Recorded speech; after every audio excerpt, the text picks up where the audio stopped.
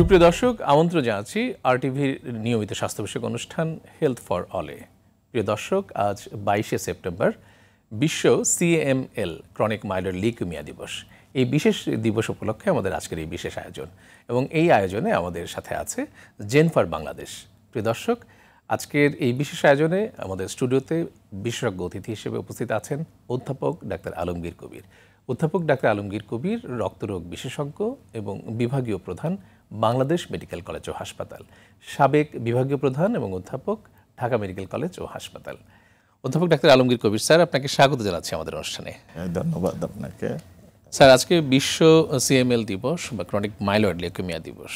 তো লিউকেমিয়া শুনলেই কিন্তু মানুষ ভয় পায় যে খুবই কঠিন একটা অসুখ। তো প্রথমে আমরা একটু আপনার মুখ থেকে জানতে চাই যে ক্রনিক মাইলয়েড লিউকেমিয়া আসলে কি ধরনের অসুখ? ক্রনিক মাইলয়েড লিউকেমিয়া একটা হেমাটোলজিক্যাল ম্যালিগন্যান্সি, ব্লাডের এক ধরনের ক্যান্সার। ব্লাডের এক ধরনের ক্যান্সার, কিন্তু এখন এটা কিউরেবল। দ্যাট ইজ, এটা মানে এই রোগে আক্রান্ত হওয়ার পরে লোকজন আর এখন মারা যায় না। কিন্তু আসলে এক সময় তো এরকম ছিল না, এবং এটা খুবই ভয়েরই একটা অসুখ ছিল। এখন সেটা নেই। হ্যাঁ, কিন্তু একটা মানে এটার একটা ঐতিহাসিক জার্নি আছে যে কিভাবে মানুষ এই অসুখের ওষুধটা আবিষ্কার করলো। এটা আপনার কাছ থেকে একটু শুনতে চাইছে। এটা একটা অত্যন্ত সুন্দর কোশ্চেন করেছেন আপনি। একটা ঐতিহাসিক জার্নি, সেটা থেকে স্টার্ট করি। যেন এই 1830 সাল থেকে প্রথম মাইক্রোস্কোপ, মেডিসিনে মাইক্রোস্কোপ ব্যবহার হয়। তা এরপরে 1961 মানে 1961-এ দুইজন সায়েন্টিস্ট একটা ফিলাডেলফিয়া শহর, দ্যাট ইজ একটা পেনসিলভেনিয়া স্টেটের আমেরিকা, একটা ক্ষুদ্র ক্রোমোজোম দেখতে পেলেন। সেই ক্রোমোজোমটার নাম হলো ক্রোমোজোম 22। এরপরে 1973-তে দেখা গেল এই ক্রোমোজোমটা তৈরি হয়েছে হলো ক্রোমোজোম 9 এবং ক্রোমোজোম 22 থেকে। For that reasons it is 9/22 থেকে এটা বিশ্ব ক্রনিক মাইলয়েড লিউকেমিয়া ডে। এই 22শে সেপ্টেম্বরকে 9/22 এই কারণেই এটা। তারপরে এই দুটো যে ক্রোমোজোমটা তৈরি হলো, এটা একটা রেসিপ্রোকাল ট্রান্সলোকেশন, এটা আমরা সবাই যারা ডক্টর তারা জানি। সেখান থেকে যেন এই ডাব্লিউবিসি কাউন্টটা ওপেন হয়ে যায়। সবসময় ডাব্লিউবিসি কাউন্ট বাড়তে থাকে, অনিয়ন্ত্রিত হয়ে যায়। সেটাকেই বলি আমরা স্টেম সেল ট্রান্সফরমেশন। সেটা এখনকার বিশ্বে বিশেষ করে 2001 থেকে একটা যুগান্তকারী ওষুধ চলে আসছে, টাইরোসিন কাইনেজ ইনহিবিটর হিসাবে। স্টেপ বাই স্টেপ ওই ড্রাগটা মানুষের লংজিভিটিকে বাড়াইয়া দেয় এবং ওই স্টেম সেলটা আর থাকে না। দেয়ারফর সারা পৃথিবীর সায়েন্টিস্টরা এখন একমত হয়েছে যে সিএমএল পসিবলি ইটস এ নিরাময়যোগ্য ক্যান্সার। এবং মানে এখন যেটা সেটাকে টার্গেট থেরাপি বলে। মানে একদম সেই জায়গাটাকে গিয়ে সে টার্গেট করে কাজ করে। ফলে একটা ওষুধেই দেখা যাচ্ছে যে এরকম একটা কঠিন অসুখ এই একটা ওরাল মেডিসিনে কিন্তু ভালো হয়ে যাচ্ছে। এটা আসলে একটা মানব জাতির জন্য একটা বড় blessing, one of the milestone আমাদের এই মানে মানব সভ্যতার এবং চিকিৎসা বিজ্ঞানের একটি গুরুত্বপূর্ণ আবিষ্কার। স্যার, আমাদের দেশে সিএমএল রোগী কি পরিমাণে আছে, এটার কি কোনো সঠিক ডাটা আছে স্যার আমাদের কাছে? ডাটাটা তৈরি করা খুব ইজিয়ার, তার কারণ এটা কোনো জিওগ্রাফিক্যাল ভেরিয়েশন নাই, কোনো রেসের ভেরিয়েশন নাই, কোনো ইথনিক ভেরিয়েশন নাই। তো যেহেতু আমরা 18 কোটি মানুষ, আমাদের পসিবলি এখন যেহেতু এই ভেরিয়েশনগুলো নাই, 40 to 50,000 সিএমএল পেশেন্ট আমাদের 40 to 50,000 আমাদের আছে। তো এই আমাদের দেশে এখন যে প্রতি বছর যে পরিমাণ আমরা নতুন রোগী পাচ্ছি বা যে ইনসিডেন্স এবং প্রিভ্যালেন্স আমরা যেটা দেখতে পাচ্ছি, তাতে করে ভবিষ্যতে আমরা কোন দিকে যাচ্ছি বা আমাদের হেলথ ইকোনমিক কন্ডিশন এই সিএমএল রোগের সাথে যদি আমরা এটাকে কোরিলেট করতে চাই। অনেক সুন্দর একটা কোশ্চেন। আমি বেসিক্যালি এই কোশ্চেন আনসারটার জন্যই আমি এসেছি। সেটা ইনসিডেন্স তো প্রতি 1 লাখে 1.4 টু 1.3 থেকে 1.6, কিন্তু এখন তো আর এই পেশেন্টগুলা মৃত্যু মুখে দাবিত হচ্ছে না, প্রতি বছরই আমাদের পেশেন্ট বেড়ে যাচ্ছে। তারা তো বেঁচে থাকছে, তারা ওষুধ খাচ্ছে, বেড়ে যাচ্ছে। তারপর প্রিভিলেন্সটা আমাদের বেশি এখন। তো এই প্রিভিলেন্স বেশি হওয়ার জন্য আমাদের যে ইকোনমিক্স, হেলথ কেয়ার, এই যে এইসব পেশেন্টের ট্রিটমেন্ট কস্ট, একটা বিরাট একটা ট্রিটমেন্ট কস্ট, এটা আমাদের রুগীরাই বেয়ার করে। কিন্তু আমি দেখেছি উন্নত বিশ্বে এগুলা হয়তোবা গভর্নমেন্ট অথবা ইন্স্যুরেন্স বেয়ার করে। এটা আমাদের পেশেন্টগুলা ধরেন অ্যাভারেজলি আমাদের একটা পেশেন্টের প্রতি মাসে 6,000 থেকে 10,000 টাকার ওষুধ লাগে। হ্যাঁ, ওষুধ লাগে। তো এই ওষুধটা একটা মানুষের জন্য, আমাদের দেশের মানুষের জন্য অনেক কষ্টকর হয়ে দাঁড়ায়। খুব স্বাভাবিক। আমি দেখেছি অনেক রিক্সাওয়ালা, তারও সিএমএল হয়েছে, এখন সে মাসে 10,000 টাকা কোত্থেকে খরচ করবে? এটা তার জন্য কিন্তু আসলে একটা বড় বার্ডেন।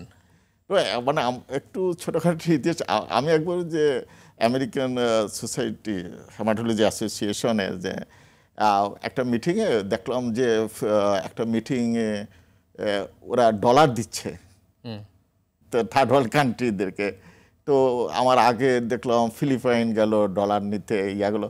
আমিও দাঁড়ালাম, আমাদের সাথে আরও ছিল, যে প্রফেসর আজিজ ছিল, আমরা দাঁড়ালাম। তো তারা বললো যেন মানে ইউ হ্যাভ দ্য পরিসংখ্যানটা আরও সুন্দর করে আনতে হবে, এবং যারা প্রেসিডেন্ট আছে আমেরিকান সোসাইটি অফ হেমাটোলজি, তাদের সাথে কথা বলতে হবে, তারপরে আমরা কিছু ফান্ড আপনাদেরকে দিতে পারবো, যদি আমাদের লোকজন যদি বিশ্বাস করে এই ফান্ডটা দেওয়া উচিত। কারণ আমরা তো ফিলিপাইন থেকে অনেক বেশি লোক, তাই না, এমনকি ভিয়েতনাম থেকেও বেশি লোক আমরা, তাই না, এবং আমরা গরিব, কিন্তু আমরা এই ফান্ডগুলো কিন্তু আছে, আমরা জানি না।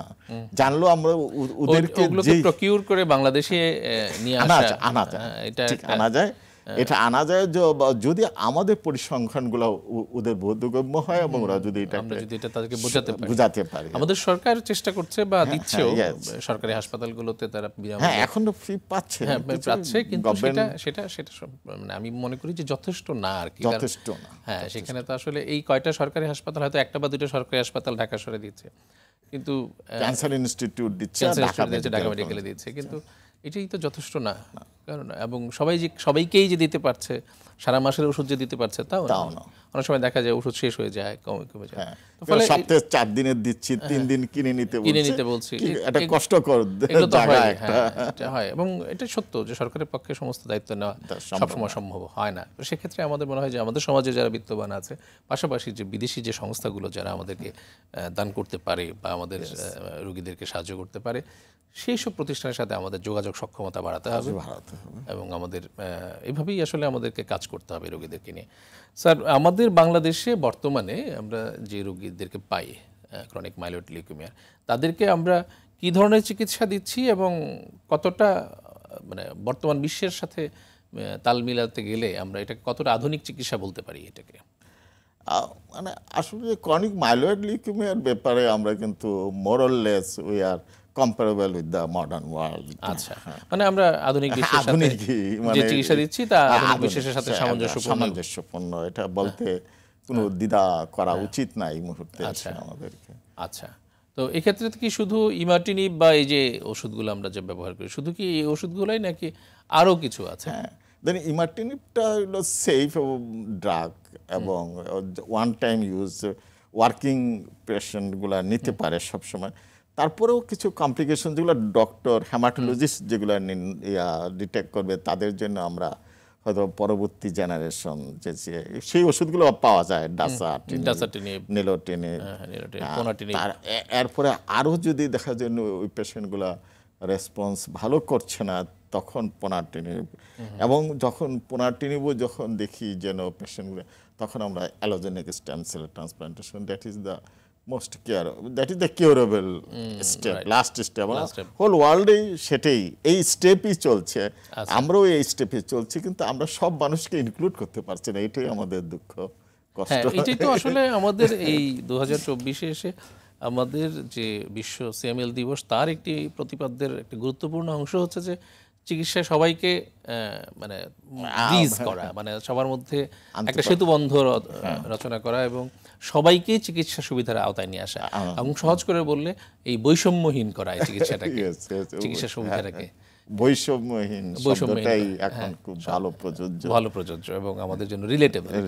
কারণ অনেক পেশেন্ট দেখা যায় যারা হয়তো গরিব, তারা নিতে পারছে না, আবার কিছু কিছু মানুষ তো খুব সহজেই এফোর্ড করতে পারছে এবং state of art treatment facilities নিচ্ছে, তারা পরীক্ষা করছে, তারপর এগুলো খুব ডিস্টার্বিং হচ্ছে। কিন্তু আবার অনেক পেশেন্টকে দেখা যাচ্ছে যে তারা এগুলো নিতে পারছে না। তো আমাদের আসলে এই টার্গেটটা আমার মনে হয় যে এটাই হওয়া উচিত, যে যাতে করে এই চিকিৎসা বৈষম্যটা আমরা দূর করতে পারি এবং আমরা একটা যেন সেতুবন্ধ রচনা করতে পারি সবার মধ্যে। স্যার, এই চিকিৎসাটা যখন করছে একটা মানুষ ওষুধের মাধ্যমে, তো ওষুধের মাধ্যমেই কি পুরোপুরি ভালো করে ফেলা সম্ভব? হ্যাঁ, এটা একটা ওরাল থেরাপি, ওরাল কেমোথেরাপি, খুবই সুন্দর একটা ড্রাগ, যেটা তো লাস্টলি একদম হার্মাটোলজিস্ট যদি ডিসিশন দেয় যেন কি না এই টিকে মিউটেশনগুলো কাজে করছে, এখন কম্বিনেশনও দেওয়া যায়, দুইটা টিকে একত্রে করে দেওয়া যায়, তারপরে he can take the decision, মানে কখনো কখনো এটা সম্ভব স্টেম সেল ট্রান্সপ্লান্টেশন। মানে ট্রান্সপ্লান্ট ছাড়া আমি বলতে চাচ্ছি স্যার, ট্রান্সপ্লান্ট তো আমরা করলাম যে আমাদের যখন আর কোনো কাজ অপশন নাই, কিন্তু বলছি যে এই যে ইমাটিনিব দিয়ে চিকিৎসা করলো বা মুখে খাওয়ার ওষুধ দিয়ে যারা চিকিৎসা করলো, করতে করতে একটা পর্যায়ে কি আমরা এরকম পরিস্থিতি হতে পারে কিনা যে আমরা ওষুধটা উজ্জ্ব করলাম বা সে পুরোপুরি ভালো হয়ে গেল? হ্যাঁ, এটা তো এটা আমরা তো ট্রিটমেন্ট ফ্রি রিমিশন বলে একটা শব্দ আছে, এটা দিন দিন আমাদের বাড়ছে। দেখা যাচ্ছে যেন ওরাল ওষুধের পরে আমাদের আর ওষুধ লাগছে না, পেশেন্ট ইজ কিউর বলতে পারি এট দ্যাট টাইম। আচ্ছা, এই রোগটাতে স্যার আমরা যে পরীক্ষাগুলো করি, আমরা এক ধরনের মলিকুলার পরীক্ষা করি রোগ নির্ণয় এবং পরবর্তী ফলো আপেও, এই পরীক্ষাগুলোর কিন্তু একটু বেশ ব্যয়বহুল। হ্যাঁ, তো এইটা কিভাবে কমানো যায়? এটা কমানো যায় প্রথমত আমাদের মানে এই যে মলিকুলার ল্যাব, এই মলিকুলার ল্যাব খুব এস্টাবলিশড করতে হবে আমাদের, মানে আমাদের যদি আরো মলিকুলার ল্যাবের সংখ্যা বাড়ে, সরকার যদি এখানে কিছুটা সহযোগিতা করে, যেহেতু মানে এটা ক্যান্সারের চিকিৎসা সরকারের ভর্তুকি বলে যে শব্দটা আছে, সেটাও যদি আমরা গভর্নমেন্ট পাই, তাহলে প্রাইভেট সেক্টরে আগে আসবে, তখন আমরা এই টেস্টগুলা দামও কমে যাবে, এবং যদি ফার্মাসিউটিক্যালসগুলো যদি জেনারেল ওষুধগুলা যেভাবে বিদেশে রপ্তানি করে, আমাদের এই ওষুধগুলো যায় কিন্তু বাইরে যায়, কিন্তু ক্যান্সারের ওষুধের ব্যাপারে একটু মানে সরকারের যদি একটু সুদৃষ্টি দেয়, সুদৃষ্টি শব্দটাই এখানে বেশি প্রযোজ্য দেয়, তাহলে আমরা এখান থেকে ওভারকাম করা খুব বেশি একটা কঠিন কিছু না। স্যার, আমরা একটু জনগণের সচেতনতার জন্য কিছু জানতে চাই যে এই ক্রনিক মাইলয়েড লিউকেমিয়া বা সিএমএল প্রাথমিক রোগ লক্ষণগুলো কি কি, যেগুলো দেখলে সে মনে করতে পারে যে আমার হয়তো এই রোগটি হয়েছে? প্রাথমিক রোগ না, এটা একটা অনেক সময় না ইনসিডেন্টাল বলে একটা শব্দ আছে না, আমরা যেন কিছুই জানি না, হঠাৎ করে একটা অন্য কোনো কারণে একটা সিমটমলেস করলাম, তখন দেখা গেল হেমাটোপ্যাথোলজিস্ট বললো যেন আপনার কাউন্টগুলো একটু বেশি, আপনি একটু অন্যান্য ইনভেস্টিগেশনগুলো করেন। আর এছাড়া তো অনেক সাইন সিমটম হতে পারে, সেগুলো আসলে আমি মনে করি না যেন পেশেন্টকে জানানো উচিত, তাহলে ওই যে সামান্য একটা সাইন সিমটমের জন্য পেশেন্ট অরিড হয়ে যাবে, তো এত অরিড হওয়ার তো দেখা নাই, যেহেতু প্রতি 1 লাখে 1.4 1.6 ছিল ইনসিডেন্স, অ্যানুয়াল ইনসিডেন্স, তো আমরা ওই পেশেন্টকে অরিড যাতে না হয়, যে সবসময় একটা এমবিবিএস ডক্টর বলেন এদের শরণাপন্ন হওয়া, একটা সিবিসি যদি একটু এলোমেলো দেখে শরণাপন্ন, আর জ্বর ঠান্ডা কাশি এগুলোর জন্য তো আমরা ডাক্তারের কাছে যাবই। মানে একটা শব্দ আছে যেন দ্যার ইজ নো প্যাথোগনোমিক, মানে কোনো নির্দিষ্ট সাইন সিমটম নাই, তবে একটু ধরেন দুর্বলতা বা খাওয়ার রুচি একটু লো গ্রেড ফিভার এগুলো তখন আমরা যারা ডক্টর আছে আমাদের এটার প্রতি বেশি ইন্টারেস্ট দিতে হবে, যেন সিবিসি অ্যান্ড পিভিএফ এটা তো একটা মারাত্মক ইম্পর্টেন্ট টেস্ট। স্যার আপনাকে অনেক ধন্যবাদ। আমরা একটু বিরতি নিচ্ছি। প্রিয় দর্শক, সময় হলো ছোট্ট একটি বিরতি নেবার। আমরা বিরতি নিচ্ছি, শীঘ্রই ফিরে আসবো জেনিফার বাংলাদেশ নিবেদিত আরটিভির স্বাস্থ্য বিষয়ক অনুষ্ঠান হেলথ ফর অলে। সে পর্যন্ত আমাদের সাথেই থাকুন।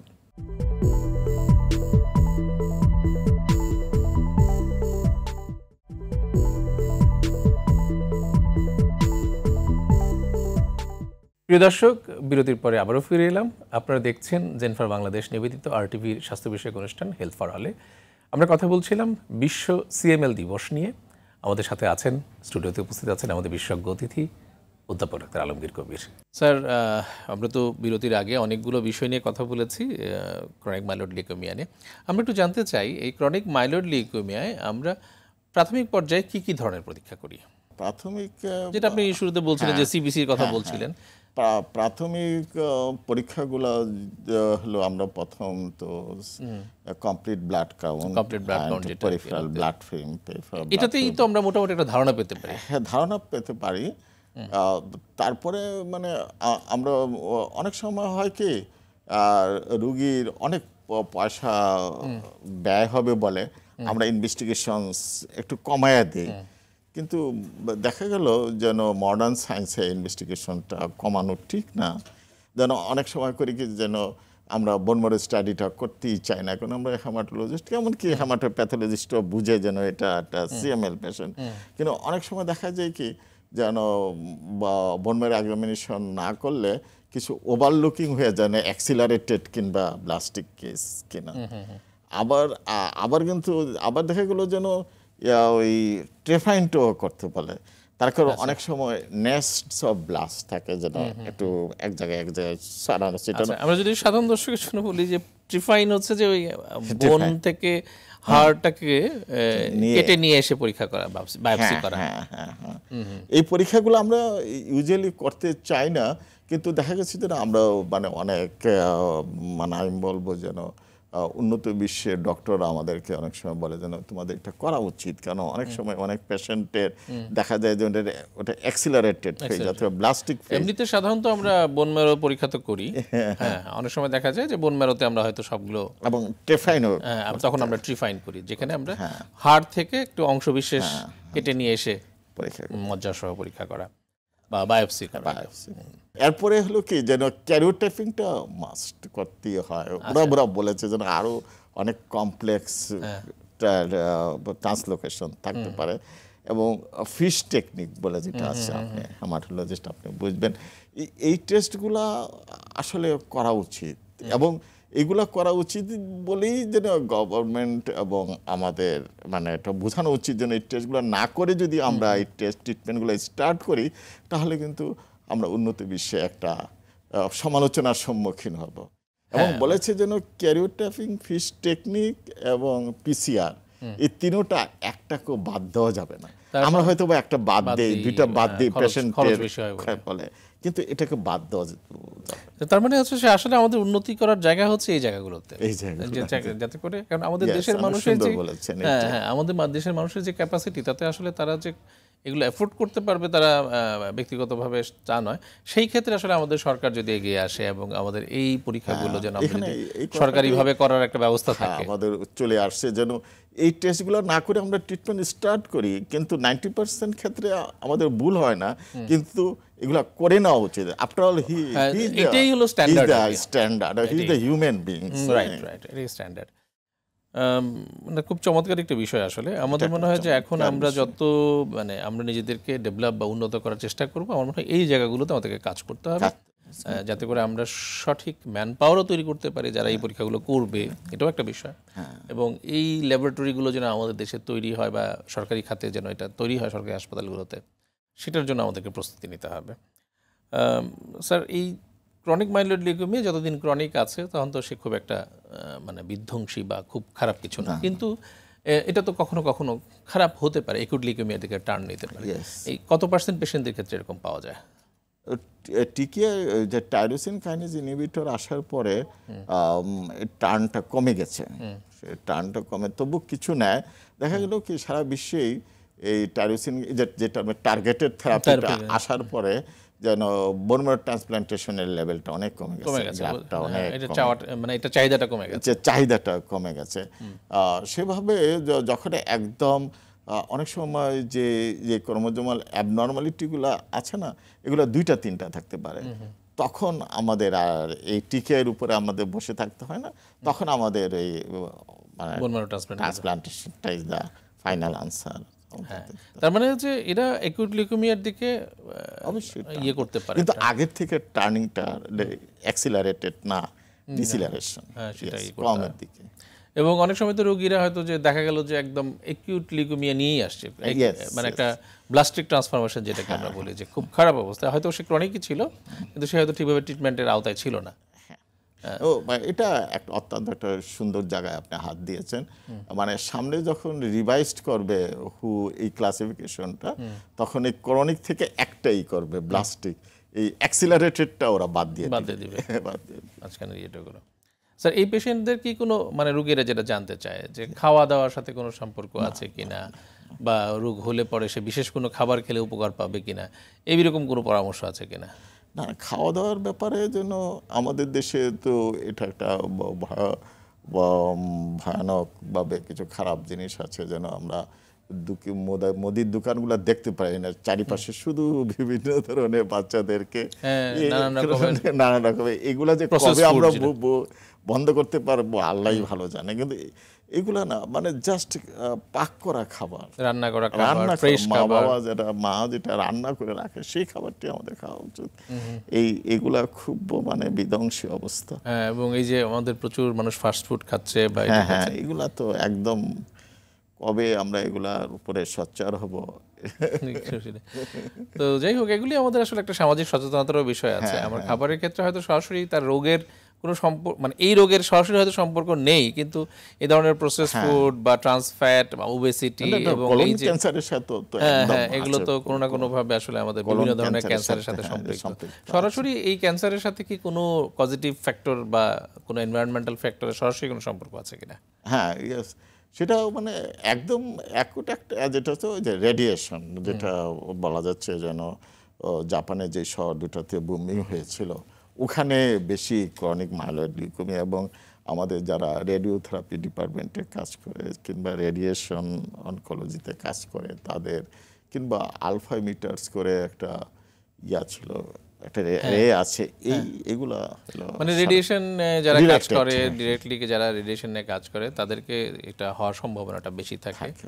এবং আমাদের যারা রেডিয়েশন নিয়ে যারা কাজ করছে, আমাদের চিকিৎসক, পাশাপাশি যারা টেকনোলজিস্ট আছে রেডিওথেরাপি, রেডিওগ্রাফিতে, এক্সরেতে, সেখানে এগুলো আছে। কারখানার বর্জ্যের সাথেও বোধহয় কিছুটা সম্পর্ক, যে ইয়েগুলো মানে রঙের কারখানার যে বর্জ্যগুলো, বেঞ্জিন প্রোডাক্টগুলো, এগুলো মানে স্টাডি হলে হয়তো বা খুঁজে পাওয়া যাবে। যেন আমরা যখন মালয়েশিয়া থেকে এইসব রোগীরা আসে, তখন আমরা দেখি যেন তারা এইসব রঙের কারখানা কিংবা ওই যে রাবারের কারখানা, রাবারের চাষ, ওইসব জায়গায় কাজ করে।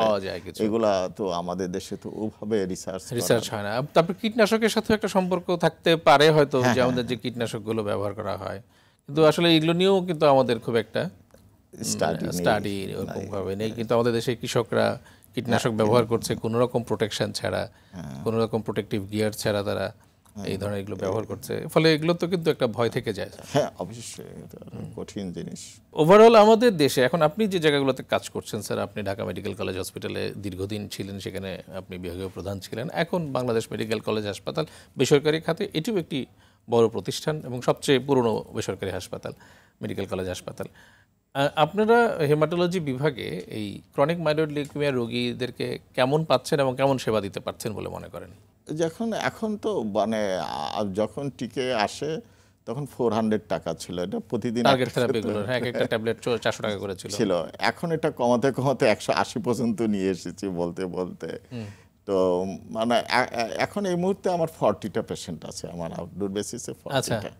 40 জন পেশেন্ট। 40 আচ্ছা আচ্ছা আচ্ছা, এই স্টাডিটাই আমার কাছে মানে একটা নিখুঁত মানে এখন স্টাডি। আপনারা যেখানে আছে, হ্যাঁ, আমি যেখানে আছি। তো এবং এরা সবাই এই টার্গেটেড থেরাপি বা এই টার্গেটেড ট্যাবলেট থেরাপি পাই যখন দেখি যেন সে তার সাইন সিমটমগুলা রিমুভ হচ্ছে না, স্প্লিনটা আবার একটু বেড়ে যাচ্ছে, তারপর হিমোগ্লোবিনটা কমে যাচ্ছে, তখন আমরা ওই যে টিকে মিউটেশন অ্যানালাইসিস করি যেন তার কোনো আরো কোনো নতুনভাবে আর কিছু। এই রোগীদের কিন্তু যে প্লীহা বড় হয়ে যায় স্যার, হ্যাঁ হ্যাঁ এবং এরা কিন্তু শুরুতে অনেকে যখন রোগটা তো ডায়াগনোসিস হয় না, শুরুর দিকে কিন্তু অনেকে কনফিউজ থাকে, যখন দেখে সে প্রথমেই নোটিস করে যে তার এখানে পেটে একটা চাকা আছে। হ্যাঁ, এই রোগীরা কিন্তু অনেক সময় ভুল করে দেখা যায় যে তারা গ্যাস্ট্রোএন্টারোলজিস্ট বা লিভার বিশেষজ্ঞ, হেপাটোলজি লিভার বিশেষজ্ঞের কাছে যায়, সে মনে করে যে তার হয়তো পেটের কোনো সমস্যা হয়েছে বা লিভারের কোনো সমস্যা হয়েছে, এবং ওষুধ খাওয়ার পরে দেখা যায় যে খুব চমৎকারভাবে ওদের আবার ওই 1 মাসের মধ্যে স্প্লিনটা ছোট হয়ে গেছে, এবং খুব মানে একটা ম্যাজিক্যাল রেসপন্স। হ্যাঁ অবশ্যই তারা তখন কিন্তু খুব ইয়ে করে। স্যার, আপনাকে অনেক ধন্যবাদ যে আপনি আপনার ব্যস্ত সময় থেকে আমাদেরকে সময় দিয়েছেন, এবং RTV কর্তৃপক্ষকে ধন্যবাদ যে এই চমৎকার আয়োজনটি করবার জন্য এবং এই বিশেষ দিবসটিকে গুরুত্বের সাথে বিবেচনা রাখবার জন্য। প্রিয় দর্শক, এই ছিল আমাদের আজকের আয়োজন। বিশ্ব CML দিবস উপলক্ষে আমাদের প্রতিজ্ঞা এটি যে আমাদের মাঝে যেন যারা CML রোগীরা আছেন তাদের যেন চিকিৎসার যে বৈষম্য তা যেন দূর হয়, ধনী গরিব সবাই যেন সমানভাবে চিকিৎসা এবং সেবা পায়, এটি আমাদের প্রত্যাশা। সবাই ভালো থাকবেন, সুস্থ থাকবেন। খোদা হাফেজ।